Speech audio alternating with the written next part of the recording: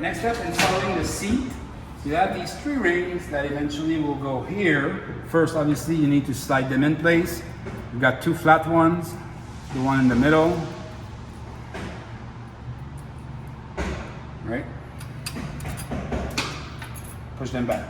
Another important thing before putting the chair in place is the swivel handle needs to be pulled up. If it's not already tie wrapped as they are right now, make sure that you do it, or if there's 2 of you, just make sure that there's a person pulling those up before sliding it in place.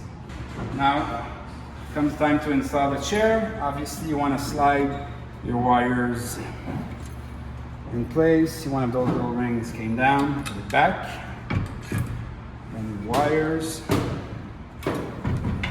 Alright, obviously you want to make sure that you don't pinch a wire. You can hold your washers here with your fingers. Come and bring it down. Again, important that your swivel handle are being pulled up at this point.